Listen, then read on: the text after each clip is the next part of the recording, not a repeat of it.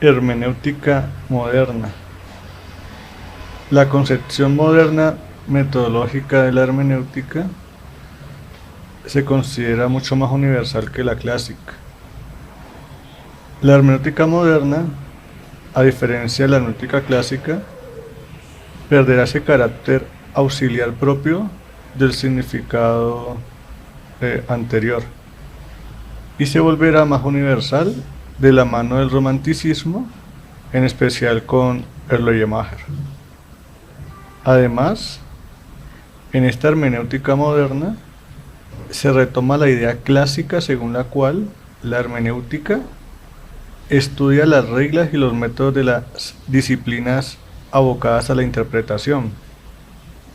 A partir de aquí, Dilthey le articulará una nueva función a la hermenéutica, en este caso consistente en servir también como fundamento metodológico de las ciencias del espíritu o las ciencias sociales y humanas, convirtiéndola así en una reflexión metodológica sobre la pretensión de verdad y el estatuto científico de dichas ciencias. Las ciencias sociales y humanas, o ciencias del espíritu, se quieren equiparar a las ciencias naturales, por lo que siguen de igual modo el rigor científico del método. Dado que este talante netamente metodológico de la hermenéutica se instala con los planteamientos de Erlenmeyer y se consolida a partir del punto de vista de Dilthey, conviene presentar las propuestas desarrolladas por cada uno de estos dos autores.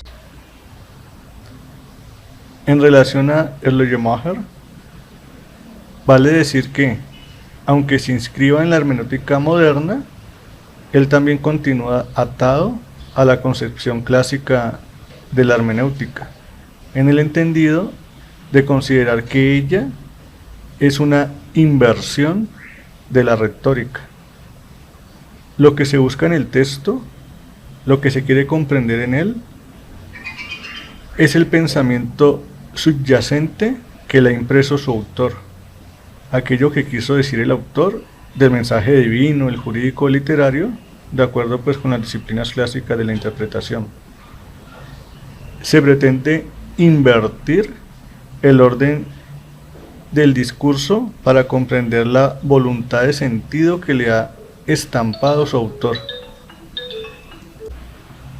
Como se puede ver, el problema hermenéutico en esta ocasión cambió su centralidad.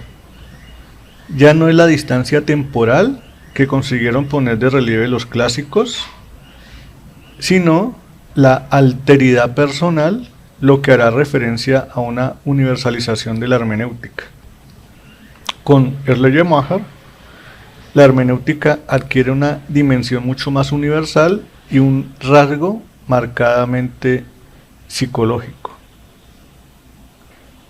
Puesto que el intento por comprender el sentido del texto o la voluntad de sentido dada por el autor al texto se hace a partir del lenguaje, entonces el lenguaje se vuelve un presupuesto de la hermenéutica, que de hecho sigue hasta hoy.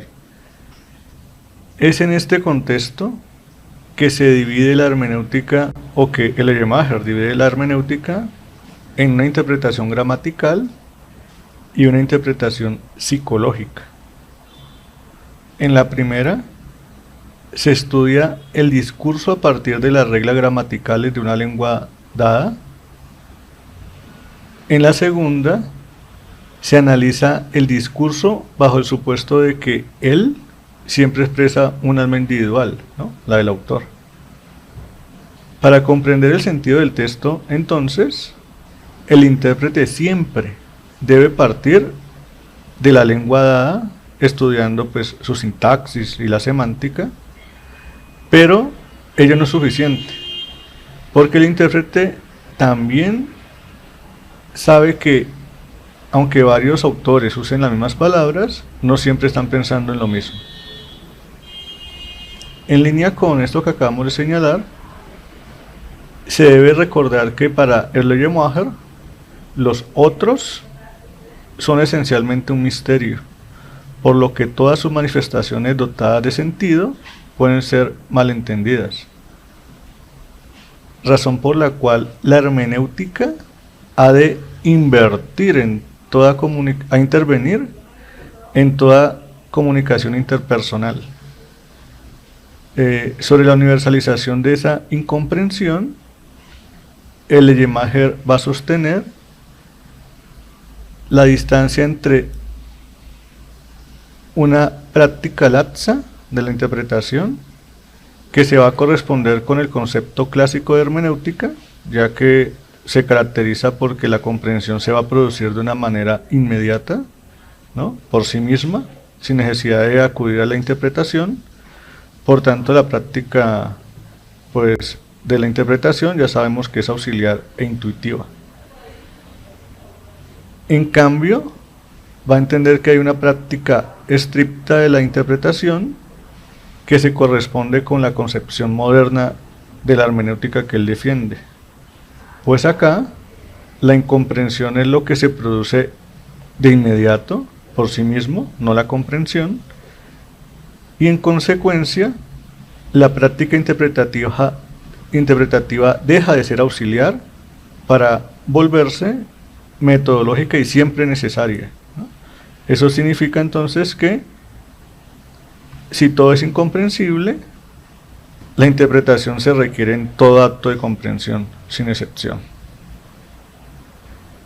Precisamente, para combatir esa incomprensión, se hace necesario entonces un arte de la comprensión. De acuerdo a Erlenmeyer, la hermenéutica requiere entonces más reglas, más método que en el momento clásico. Se trata entonces ahora de una doctrina del arte de la comprensión. No existe comprensión sin interpretación. Según el romanticismo, todo comprender es ya un interpretar, pues la interpretación terminaría siendo entonces la forma explícita de la comprensión. Con esto, como se puede ver, va a cambiar el principio básico de la hermenéutica clásica, in claris non fit interpretatio. Ahora todo requiere interpretación. En esta concepción moderna de la hermenéutica, es una reconstrucción del discurso efectuado por el autor, catando su génesis a partir de un principio, que para este caso es la decisión germinal del autor, la que se debe buscar en la interpretación. En efecto, esto es un giro psicológico de la hermenéutica, lo que deja ver con toda claridad otra tarea de esta disciplina. En este caso, la nueva tarea consistirá en reproducir el proceso productivo del autor.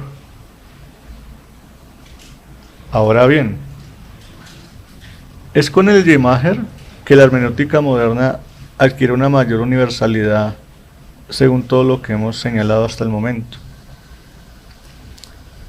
Primero, se ve una universalización de la hermenéutica en el proyecto de una hermenéutica general relativa al arte de la comprensión, que va a preceder a las hermenéuticas especiales, esto es, a la hermenéutica teológica, filológica y jurídica. Además de la universalización del arte de la comprensión, también está en el Erlenmeyer la universalidad de la incomprensión. Dado que todo es incomprensible, se hace entonces necesario que en toda comprensión correcta pues intervenga la hermenéutica.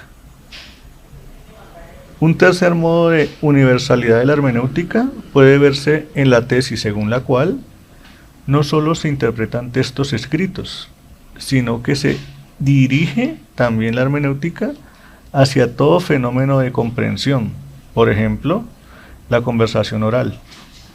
Ahora todo puede convertirse en objeto de la hermenéutica, no solamente el texto escrito. A esta universalidad va atada una ampliación del fenómeno de la extrañeza. Si en la antigüedad el discurso oral no resultaba extraño al intérprete, y lo único que requería de interpretación eran los textos escritos, pero sobre todo esos textos que estaban lejanos en el tiempo, era porque tanto el intérprete como el texto, y con mayor evidencia pues el discurso oral que era contemporáneo, se encontraban dentro del mismo horizonte de comprensión. Pero como ahora al intérprete nada le resulta inmediatamente comprensible, para poder superar esa extrañeza del texto, siempre se va a requerir la mediación hermenéutica. Para terminar la presentación del punto de vista moderno que propone Schleiermacher sobre la hermenéutica, se alude ahora a la cuestión de hasta qué punto se puede llegar en la aplicación de la regla del todo y las partes, esa que ya habían señalado los autores clásicos.